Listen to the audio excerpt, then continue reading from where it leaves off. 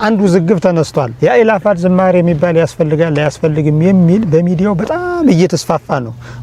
በመጀመሪያ ደረጃ የኔ ያስፈልጋል በአራት ነጥብ ያስፈልጋል ብዬ ነው የማስበው። ስለዚህ እኔ የሚያግባቡና አሁን የሚገርማቸው ነገር የባለፈውን አመት እኮ እነ ዋሽንግተን ፖስት እነ ሲኤንኤን ዘግበውታል እኮ እና አልጀዚራ ዘግበውታል ደምቋል። ባይሆንን የምመክረው ምንድነው ይሄንን ፕሮግራም የሚያዘጋጁት ልጆች ከስር እየተከተልን ይሄን ጠብቁ ይሄን አድርጉ ከቤተ ክርስቲያን ጥላ ስር አተራቁ ከጳጳሳቱ ቅፍ አትውጡ ከፓትርያርኩ ቅፍ አትውጡ ከኦርቶዶክሳዊ ተዋሕዶ ቤተክርስቲያን ማዕቀፍ ክበብ መስመር አትውጡ በተራኩ ሩጡ ይሄ ይጨመር ይሄ ይቀነስ ይሄ ይጥበብ ይሄ ይስፋ ምስጢር ይጨመርበት የበለጠ እየኮተኮትን እያስዋብን እኔ ዓለም አቀፍ ብራንድ ነው። በነገራችን ላይ እንደ አይነት ዝግጅቶች ሃይማኖታዊ ጥቅም ብቻ አይደለም ኢኮኖሚያዊ ጥቅም ሁሉ ያመጣሉ ወደፊት ይገርማቸዋል። ቢያንስ በዚህ ፕሮግራም ላይ 100,000 ሰው እንኳን ብናሳትፍ 100,000 ሰው የባህል ልብስ ያሰፋል። ሚሊዮን ሰው ነው የሚያሰፋው። አዎ እነዚህ ምን ይሆናል ገበያውና እናሟሙቀዋለን ንግዱ ያንሰራራል ሃይማኖቱ ያንሰራራል። ነገር ግን መወያየት መነጋገር እኔ የሚነቅፉትም ሰዎች ይቅር ያሉትም ሰዎች ያቀርቡትን ሐሳብ ሰምቻለሁ። የእነሱንም ሐሳብ በግማሽ ሸር ማድረገው ነገር አለ። የሚደርስብንን ችግር ማሳየት አለብን ማንጸባረቅ አለብን። በእውነቱ አልጋ ባልጋ ላይ አይደለም ያለነው። ይሄን መቼም ይሄን ለማወቅ ጻድቅም ነብይም ሳይንቲስት መሆንም አይጠይቅም።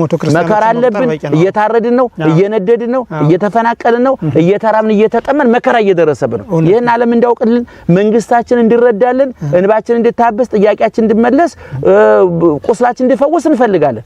ይሄንን ከምናሳይባቸው አንዱ ግን እንዳይላፍ ዝማሬ ያሉ እኔ በእውነቱን ዲያቆን ሄኖክ ናቸው ያመጡት። እኔ ልጁ በጣም ብዙ ጊዜ በብዙ ሚዲያ ተናግሬ ያለሁኝ እኔ በተለይ አባቴ ገብረ ኪዳን በሊቃውንቱ በኩል እንደመጡት ሁሉ በመምህር ሄኖክ ደግሞ ወጣቱን በመለወጥ በመቀየር ዩቲዩብ አለው እኔ ብዙ ቦታ አስተዋውቂያለሁ ብዙ ሰው ያውቀዋል። መጻሕፍት አሉት መጻሕፍቱ ከቤተክርስቲያኑ ተቀርተው በወጣቱ ልክ ተቀደው የተሰፉ በጣም ብዙ ጣፋጭ መጻሕፍት ተጽፏል። ይሄንን ይሉንታ በእውነቱ ምቀኝነት ይባላል። ይሄን ማመስገን አለብን።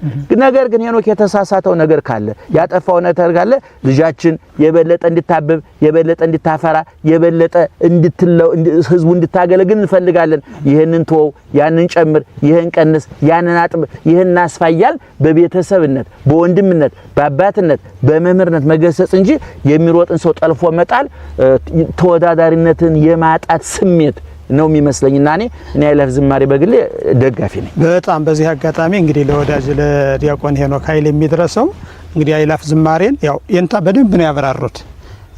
አንድ መንገድ ብቻ ተከትለው አይደለም ይሄዱ ያው መታረዳችንን መሞታችንን ለመንግስትም ለእግዚአብሔርም እየተነጋገርን ነው።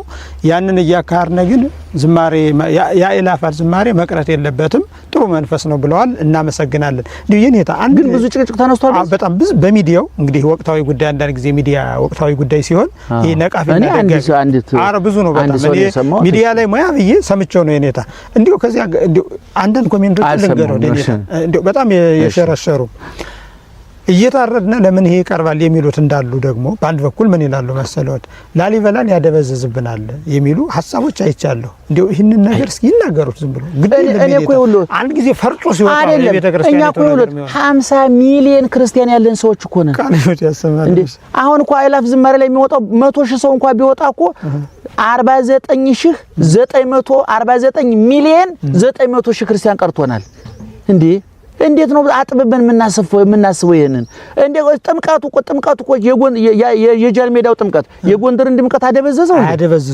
የአዲስ አበባ ምን ሌላ ነው የጎንደር ምን ሌላ ነው የባህር ዳር የበለጠ ያደምቀዋል። እንደውም ቅድም ተናገርኩኝ በዓለም አቀፍ ደረጃ ኦርቶዶክሳዊት ተዋሕዶ ቤተክርስቲያን የት ናት ለሚሉት ይሄ ነጭ ለብሰው ጧፍ ይዘው የክርስቶስ ዛሬ እኮ በሁለት አውሮፓውያን ክሪስማስ ማለት በጣም ብዙ ቢሊዮን ዶላር የቸኮሌቱ የስጦታ በዓል ሰባ ሰገልም ብቻ ገንጥለው አውጥተው ስጦታው ለክርስቶስ ለራሳቸው እየተሰጣጡ ሰባ ሰገልም ተረስተው ክርስቶስም ተረስቶ ስጦታ መቀባበል ብቻ ነው የሆነው። ስለዚህ እኔ እንደ አይነቱ ነገር ላሊበላን ያደበዛል የሚለው ነገር እኔ አይገባኝም በግሌ።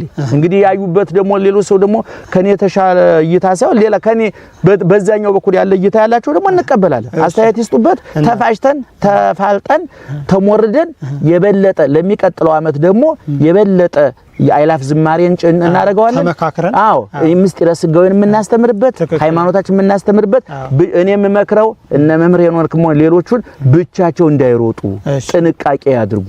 ከቤተክርስቲያን መምህራን ከቤተክርስቲያን ጳጳሳት ከቅዱስ ፓትርያርኩ ጋራ ቤተክርስቲያን ይሄንን ማይበል ወጀብ የተቋቋመችው ማዕከላዊ አሰራሯን ስለጠበቀች ነው። ስለዚህ ምንም ይሁን ምን ቅዱስ ፓትርያርኩ መከበር አለባቸው።